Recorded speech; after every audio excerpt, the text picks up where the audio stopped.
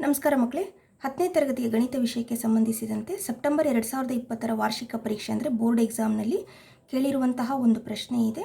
ಈ ಪ್ರಶ್ನೆಗೆ ಹೇಗೆ ಉತ್ತರಿಸಬೇಕು ಅನ್ನೋದನ್ನು ಈ ವಿಡಿಯೋದಲ್ಲಿ ತಿಳ್ಕೊಳ್ಳೋಣ. ಇದು 3 ಅಂಕಕ್ಕೆ ಕೇಳಿರುವಂತಹ ಪ್ರಶ್ನೆ ಏನಿದೆ ನೋಡ್ರಿ. ABCD ಚೌಕದಲ್ಲಿ 2 ಅರ್ಧವೃತ್ತಗಳು ಒಂದನ್ನೊಂದು P ಬಿಂದುವಿನಲ್ಲಿ ಚಿತ್ರದಲ್ಲಿ ತೋರಿಸಿರುವಂತೆ ಬಾಹ್ಯವಾಗಿ ಸ್ಪರ್ಶಿಸಿವೆ. ಅಂದರೆ ABCD ಎನ್ನುವುದು ಒಂದು ಚೌಕವನ್ನು ಕೊಟ್ಟಿದ್ದಾರೆ. ಈ ಚೌಕದಲ್ಲಿ 2 ಅರ್ಧವೃತ್ತಗಳು, ಇದು ಒಂದು ಅರ್ಧವೃತ್ತ ಹಾಗೂ ಇದು ಒಂದು ಅರ್ಧವೃತ್ತ. ಈ 2 ಅರ್ಧವೃತ್ತಗಳು P ಬಿಂದುವಿನಲ್ಲಿ ಬಾಹ್ಯವಾಗಿ ಸ್ಪರ್ಶಿಸಿವೆ, ಅಂದರೆ ಹೊರಗಡೆ ಸ್ಪರ್ಶಿಸಿದಾವೆ, ಬಾಹ್ಯವಾಗಿ ಸ್ಪರ್ಶಿಸಿದಾವೆ. ಈ ಪ್ರತಿಯೊಂದು ಅರ್ಧವೃತ್ತದ ಕಂಸದ ಉದ್ದ, ಅಂದರೆ ಈ ಒಂದು ಅರ್ಧವೃತ್ತ ಕಂಸದ ಉದ್ದ 11 ಸೆಂಟಿಮೀಟರ್ ಅಂತ ಕೊಟ್ಟಾರ. ಈ ಅರ್ಧವೃತ್ತ ಕಂಸದ ಉದ್ದ ಕೂಡ ಎಷ್ಟು? 11 ಸೆಂಟಿಮೀಟರ್. ಅಂದರೆ ಇವೆರಡರ ತ್ರಿಜ್ಯಗಳು ಕೂಡ ಸಮವಾಗಿದ್ದಾವೆ. ಹಾಗಾದರೆ ಛಾಯೆಗೊಳಿಸಿದ ಭಾಗದ ವಿಸ್ತೀರ್ಣ ಕಂಡುಹಿಡಿಯಬೇಕು. ಛಾಯೆಗೊಳಿಸಿದ ಭಾಗ ಯಾವುದು? ಇದು. ಈ ಛಾಯೆಗೊಳಿಸಿದ ಭಾಗದ ವಿಸ್ತೀರ್ಣವನ್ನು ಅವರು ಕಂಡುಹಿಡಿಯಿರಿ ಅಂತ ಹೇಳಿದ್ದಾರೆ. ಯಾವ ಥರ ಕಂಡುಹಿಡಿಯಬಹುದು? ಇದು ವಿಸ್ತೀರ್ಣ ಅಂದ ತಕ್ಷಣ ನಿಮಗೆ ಕೊನೆಯ ಪಾಠದ ಪ್ರಶ್ನೆ ಆಗಿರಬಹುದು ಅಂತ ತಿಳ್ಕೊತೀರಾ. ಅಂದರೆ ಮೇಲ್ಮೈ ವಿಸ್ತೀರ್ಣಗಳು ಮತ್ತು ಘನಫಲಗಳು ಪಾಠಕ್ಕೆ ಸಂಬಂಧಿಸಿರುವ ಪ್ರಶ್ನೆ ಅಂತ ತಿಳ್ಕೊತೀರಾ. ಆದರೆ ಇದು ಮೇಲ್ಮೈ ವಿಸ್ತೀರ್ಣಗಳು ಮತ್ತು ಘನಫಲಗಳು ಪಾಠಕ್ಕೆ ಸಂಬಂಧಿಸಿರುವ ಪ್ರಶ್ನೆ ಅಲ್ಲ. ಇದು ಮೊದಲನೇ ಭಾಗ 1ರಲ್ಲಿ ಇರುವಂತಹ ವೃತ್ತಗಳಿಗೆ ಸಂಬಂಧಿಸಿದ ವಿಸ್ತೀರ್ಣಗಳು ಪಾಠದ ಪ್ರಶ್ನೆ. ಯಾವುದೇ ಕಾರಣಕ್ಕೂ ಕೊನೆಯ ಪಾಠದ ಸೂತ್ರಗಳನ್ನು ಇಲ್ಲಿ ಬಳಸಬಾರ್ದು. ಹಾಗಾದರೆ ಇಲ್ಲಿ ನಾವು ಕಂಡುಹಿಡಿಯಬೇಕಾಗಿರೋದು ಇದು ಛಾಯೆಗೊಳಿಸಿದ ಭಾಗದ ವಿಸ್ತೀರ್ಣ. ಅಂದರೆ ಇಲ್ಲಿ ಛಾಯೆಗೊಳಿಸಿದ ಭಾಗ ಇದೆಯಲ್ಲ, ಇದರ ವಿಸ್ತೀರ್ಣ ಕಂಡುಹಿಡಿಯಬೇಕು. ಇಲ್ಲಿ ನೋಡ್ರಿ, ABCD ಎನ್ನುವುದು ಒಂದು ಚೌಕ ಅಂತ ಹೇಳಿದ್ದಾರೆ. ನಾವು ಚೌಕದ ವಿಸ್ತೀರ್ಣದಲ್ಲಿ, ಅಂದರೆ ಇಡೀ ಚೌಕದ ವಿಸ್ತೀರ್ಣದಲ್ಲಿ, ಇದಿಷ್ಟರ ವಿಸ್ತೀರ್ಣದಲ್ಲಿ, ಇಡೀ ಚೌಕದ ವಿಸ್ತೀರ್ಣದಲ್ಲಿ ನಾವು ಈ ಒಂದು ಅರ್ಧವೃತ್ತವನ್ನು ಕಳೆದಾಗ ಮತ್ತು ಈ ಅರ್ಧವೃತ್ತವನ್ನು ಕಳೆದಾಗ ನಮಗೆ ಉಳಿಯುವುದೇ ಛಾಯೆಗೊಳಿಸಿದ ಭಾಗದ ವಿಸ್ತೀರ್ಣ. ನೋಡ್ರಿ, ಇಡೀ ಚೌಕದ ವಿಸ್ತೀರ್ಣದಲ್ಲಿ ಈ ಅರ್ಧವೃತ್ತದ ವಿಸ್ತೀರ್ಣ, ಈ ಅರ್ಧವೃತ್ತದ ವಿಸ್ತೀರ್ಣ, ಈ 2 ಅರ್ಧವೃತ್ತಗಳ ವಿಸ್ತೀರ್ಣ ಕಳೆದರೆ ಉಳಿಯುವುದೇ ಛಾಯೆಗೊಳಿಸಿದ ಭಾಗದ ವಿಸ್ತೀರ್ಣ. ಈಗ ಮೊದಲಿಗೆ ಚೌಕದ ವಿಸ್ತೀರ್ಣ, ಅಂದರೆ ಚೌಕದ ವಿಸ್ತೀರ್ಣದಲ್ಲಿ ಯಾವುದನ್ನು ಕಳೆಯಬೇಕು ನಾವು? ಚೌಕದ ವಿಸ್ತೀರ್ಣದಲ್ಲಿ ಮೈನಸ್ 2 ಅರ್ಧವೃತ್ತಗಳ ವಿಸ್ತೀರ್ಣವನ್ನು ಕಳೆಯಬೇಕು. ಅರ್ಧವೃತ್ತಗಳ ವಿಸ್ತೀರ್ಣಗಳನ್ನು ಕಳಿಬೇಕಾಗ್ತದೆ. ಈಗ ಚೌಕದ ವಿಸ್ತೀರ್ಣಕ್ಕೆ ಸೂತ್ರ ಏನು? ಬಾಹು ಸ್ಕ್ವೇರ್ ಅಲ್ಲ. ಹಾಗಾದರೆ ಇಲ್ಲಿ ಚೌಕದ ಬಾಹುವಿನ ಅಳತೆ ಎಷ್ಟಿದೆ ನೋಡ್ರಿ. ಅವರು ಕ್ವಶನ್ನಲ್ಲಿ, ಅಂದರೆ ಅವ್ರು ಕೊಟ್ಟಿರುವಂಥ ಪ್ರಶ್ನೆಯಲ್ಲಿ ಚೌಕದ ಬಾಹುವಿನ ಅಳತೆ ಎಷ್ಟಿದೆ ಅಂತ ಕೊಟ್ಟಿಲ್ಲ. ಆದರೆ ಅರ್ಧವೃತ್ತ ಕಂಸದ ಉದ್ದ ಕೊಟ್ಟಾರ. ಅಂದರೆ ಈ ವೃತ್ತ ಕಂಸದ ಉದ್ದ ಎಷ್ಟು? ಇದು 11 ಸೆಂಟಿಮೀಟರ್. ಈ ವೃತ್ತ ಕಂಸದ ಉದ್ದ ಎಷ್ಟು? ಇದು ಕೂಡ 11 ಸೆಂಟಿಮೀಟರ್. ಅಂದರೆ ಇಲ್ಲಿ ನಾವು ಮೊದಲಿಗೆ ಈ ವೃತ್ತ ಕಂಸದ ಉದ್ದ ಕೊಟ್ಟಿದ್ದಾರಲ್ಲ, ಅದನ್ನು ಬಳಸ್ಕೊಂಡು ಈ ಅರ್ಧವೃತ್ತದ ತ್ರಿಜ್ಯವನ್ನು ಕಂಡುಹಿಡಿಯಬೇಕು. ಈಗ ಇದರ ತ್ರಿಜ್ಯ ಎಷ್ಟಿರುತ್ತೋ ಈ ಅರ್ಧವೃತ್ತದ ತ್ರಿಜ್ಯ ಕೂಡ ಅಷ್ಟೇ ಇರುತ್ತಲ್ಲ, ಆ ತ್ರಿಜ್ಯವನ್ನು ಡಬಲ್ ಮಾಡಿದರೆ, ಅಂದರೆ 2 ಸಾರಿ ಮಾಡಿದರೆ ನಮಗೆ ಸಿಗುವುದೇ ಚೌಕದ ಬಾಹುವಿನ ಅಳತೆ. ಅಂದರೆ ಇಲ್ಲಿ ನಾವು ಅವರು ಅರ್ಧವೃತ್ತದ ಉದ್ದವನ್ನು ಕೊಟ್ಟಿದ್ದಾರಲ್ಲ 11 ಸೆಂಟಿಮೀಟರ್, ಅದನ್ನು ಬಳಸ್ಕೊಂಡು ಮೊದಲಿಗೆ ತ್ರಿಜ್ಯವನ್ನು, ಈ ಅರ್ಧವೃತ್ತದ ತ್ರಿಜ್ಯವನ್ನು ಕಂಡುಹಿಡ್ಕೋಬೇಕು. ಯಾವ ಥರ ಕಂಡುಹಿಡಿಬಹುದು ಅನ್ನೋದನ್ನು ನೋಡೋಣ. ನೋಡಿರಿ, ಈ ಅರ್ಧವೃತ್ತದ ಉದ್ದ 11 ಸೆಂಟಿಮೀಟರ್ ಇದೆ. ನಿಮಗೆಲ್ಲರಿಗೂ ತಿಳಿದಿರುವಂತೆ ಒಂದು ಇಡೀ ವೃತ್ತದ ಉದ್ದ, ಅಂದರೆ ಈ ವೃತ್ತದ ಉದ್ದವನ್ನು ನಾವು ಪರಿಧಿ ಅಂತ ಕರಿತೀವಿ. ಅಂದರೆ ವೃತ್ತದ ಪರಿಧಿಗೆ ಸೂತ್ರ ಏನು? 2πr ಅಲ್ಲ. ವೃತ್ತದ ಪರಿಧಿಯ ಸೂತ್ರ 2πr. ಅಂದರೆ ಒಂದು ವೃತ್ತ ಇದೆ, ಇದರ ಉದ್ದವನ್ನು ನಾವು ದಾರ ತಗೊಂಡು ಈ ಇಡೀ ವೃತ್ತ ಎಷ್ಟು ಉದ್ದ ಇದೆ ಅಂತ ಅಳತೆ ಮಾಡಿದರೆ ಅದನ್ನು ನಾವು ಪರಿಧಿ ಅಂತ ಹೇಳ್ತೀವಿ. ಈಗ ಇಲ್ಲಿ ಕಾಣಿಸೋದು 2 ಭಾಗಗಳಿವೆ, ವೃತ್ತದ 2 ಭಾಗಗಳು. ಇದನ್ನು ಒಂದು ಕಂಸ ಅಂತೀವಿ, ಇದು ಒಂದು ಕಂಸ. ಆದರೆ ಇವೆರಡು ಅರ್ಧವೃತ್ತ ಕಂಸಗಳು ಅಲ್ಲ. ಅರ್ಧವೃತ್ತ ಕಂಸಗಳಂದರೆ ಕರೆಕ್ಟು ಅರ್ಧಕ್ಕೆ ಕಟ್ಟಾಗಿರ್ತವೆ. ಆ ಅರ್ಧವೃತ್ತ, ಇಡೀ ವೃತ್ತ ಕಂಸದ ಉದ್ದ ಅಂದರೆ ಪರಿಧಿ ಅಲ್ಲ, ಅದರ ಅಳತೆ ಎಷ್ಟು? 2πr. ಈಗ ಅರ್ಧ ವೃತ್ತ ಅಂದರೆ ಅರ್ಧ ಪರಿಧಿ, ಹೌದಾ? ಅರ್ಧ ವೃತ್ತದ ಕಂಸದ ಉದ್ದ ಅಂದ್ರೇನು? ಅರ್ಧದಷ್ಟು 2πr. ಇದನ್ನು ಬಳಸ್ಕೋಬೇಕಾಗ್ತದೆ ನಾವು. ಅಂದರೆ ಅರ್ಧ ವೃತ್ತದ ಕಂಸದ ಉದ್ದ ಬೇಕು ಅಂದ್ರೇನು? ಅರ್ಧದಷ್ಟು ಪರಿಧಿಯ ಸೂತ್ರವನ್ನು ಬಳಸ್ಕೋಬೇಕು. ಇದನ್ನು ಬಳಸ್ಕೊಂಡು ಅರ್ಧ ವೃತ್ತದ ಉದ್ದವನ್ನು ಅವ್ರು ಕೊಟ್ಟಿದ್ದಾರೆ 11 ಸೆಂಟಿಮೀಟರ್ ಅಂತ. ಇದು ಅರ್ಧ ಇಂಟು ಇದು 2 ಇಂಟು ಪೈ ಬೆಲೆ 22/7.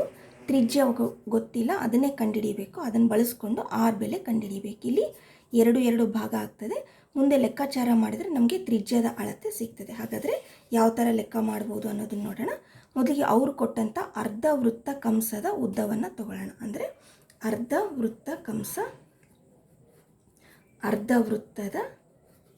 ಕಂಸದ ಉದ್ದ.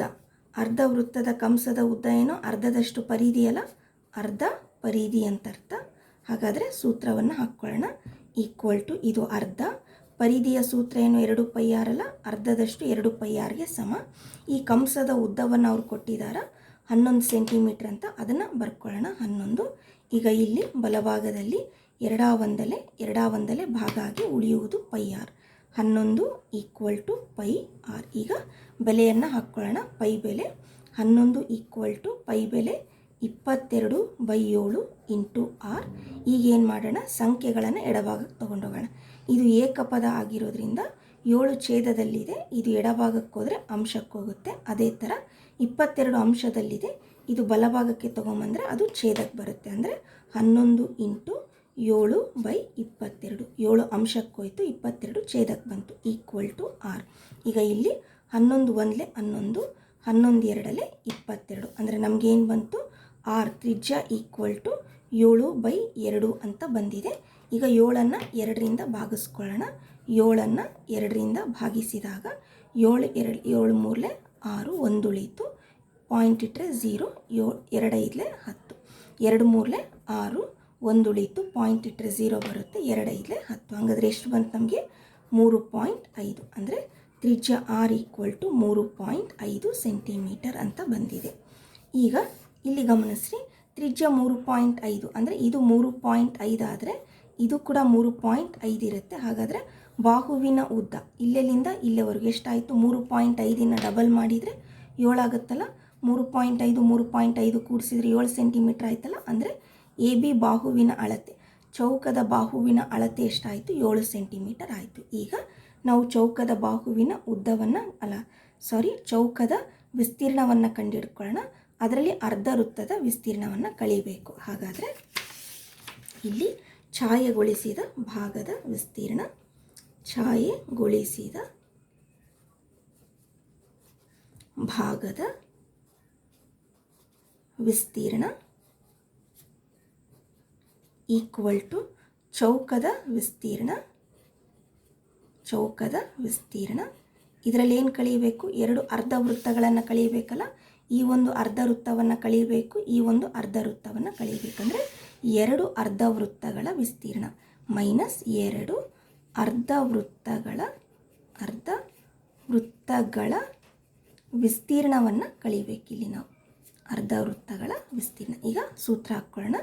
ಚೌಕದ ವಿಸ್ತೀರ್ಣಕ್ಕೆ ಸೂತ್ರ ಬಾಹು ಸ್ಕ್ವೇರ್ ಮೈನಸ್ 2 ಅರ್ಧ ವೃತ್ತಗಳ ವಿಸ್ತೀರ್ಣ. ನೋಡಿರಿ, ಒಂದು ವೃತ್ತದ ವಿಸ್ತೀರ್ಣ, ಇಡೀ ಒಂದು ವೃತ್ತದ ವಿಸ್ತೀರ್ಣ ಅಂದರೆ πr². ಇಡೀ ವೃತ್ತದ ವಿಸ್ತೀರ್ಣ ಅಂದರೆ πr². ಅರ್ಧ ವೃತ್ತದ ವಿಸ್ತೀರ್ಣ ಅಂದರೆ ಅರ್ಧದಷ್ಟು πr², ಅರ್ಧ πr².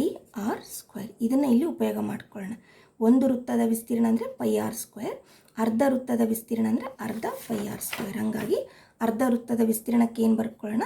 ಅರ್ಧ πr². ಈಗ ಬೆಲೆಗಳನ್ನು ಹಾಕ್ಕೊಳ್ಳೋಣ. ಚೌಕದ ಬಾಹುವಿನ ಅಳತೆ ಎಷ್ಟು? 7 ಸೆಂಟಿಮೀಟ್ರ್ ಅಲ್ಲ, ಹಾಗಾಗಿ 7² ಮೈನಸ್ ಇಲ್ಲಿ 2 ಅಂಶ 2 ಛೇದ 2 ಕ್ಯಾನ್ಸಲ್ ಆಯಿತು.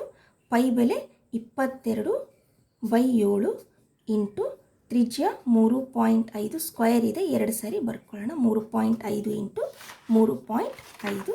ಈಗ ಇಲ್ಲಿ 7 7 49 ಮತ್ತು ಇದನ್ನು ಕಳಿಬಾರ್ದು, ಇದಿಷ್ಟು ಒಂದು ಪದ, ಇದನ್ನು ಸಪ್ರೇಟಾಗಿನೇ ಕ್ಯಾಲ್ಕುಲೇಟ್ ಮಾಡ್ಕೋಬೇಕು. ಮೈನಸ್ ಇದು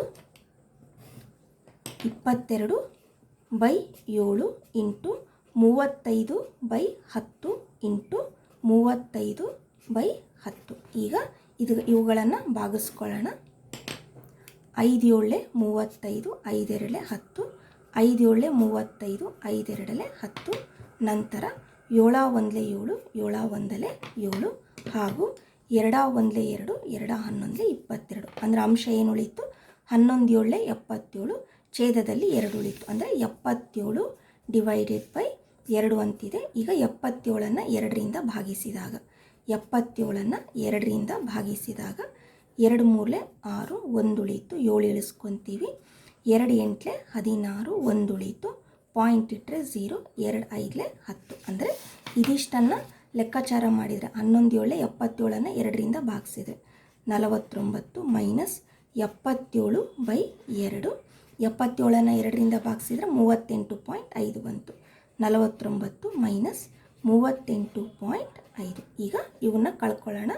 49ರಲ್ಲಿ 38.5 ನೋಡಿರಿ, ಇದರಲ್ಲಿ ಬಿಡಿ ಸ್ಥಾನ 9, ಇದರಲ್ಲಿ ಬಿಡಿ ಸ್ಥಾನ 8. ಬಿಡಿಯ ಕೆಳಗಡೆ ಬಿಡಿ ಬರಬೇಕು, ಹಾಗಾಗಿ 38.5. 38.5 ಇದು 0.0 ಇದ್ದಂಗೆ. 0ನಲ್ಲಿ 5 ಕಳೆಯೋಕ್ಕೆ ಬರಲ್ಲ, ದಸ್ಕ ತೊಗೊತೀವಿ. 10ರಲ್ಲಿ 5 ಕಳೆದ್ರೆ 5, ಇಲ್ಲಿ 8 ಉಳೀತು. 8ರಲ್ಲಿ 8 ಕಳೆದ್ರೆ 0, 4ರಲ್ಲಿ 3 ಕಳೆದ್ರೆ 1. ಅಂದರೆ ನಮಗೇನು ಬಂತು ಉತ್ತರ 10.5 ಚದರ ಸೆಂಟಿಮೀಟ್ರ್ ವಿಸ್ತೀರ್ಣ ಆಗಿರೋದ್ರಿಂದ ಚದರ ಸೆಂಟಿಮೀಟ್ರ್ ಅಂತ ಬರೀಬೇಕು. ಈ ಥರ ಈ ಪ್ರಶ್ನೆಗೆ ನಾವು ಉತ್ತರಿಸ್ಬೋದು. ನೀವಿಲ್ಲಿ ನೇರವಾಗಿ ಈ ಒಂದು ಸೆಂಟೆನ್ಸನ್ನು ಕಂಪಲ್ಸರಿ ಬರೀಬೇಕು. ಇದಕ್ಕೆ ಅರ್ಧ ಮಾರ್ಕ್ಸ್ ಇರುತ್ತೆ. ನಿಮಗೆ ಡೈರೆಕ್ಟಾಗಿ ಮಾಡಲಿಕ್ಕೆ ಬಂದಿಲ್ಲ ಅಂದರೆ ಸಪ್ರೇಟಾಗಿ ಚೌಕದ ಬಾಹುವಿನ ವಿಸ್ತೀರ್ಣ ಕಂಡುಹಿಡ್ಕೊಳ್ರಿ. ನಂತರ ಅರ್ಧ ವೃತ್ತದ ವಿಸ್ತೀರ್ಣ ಕಂಡುಹಿಡ್ಕೊಳ್ರಿ.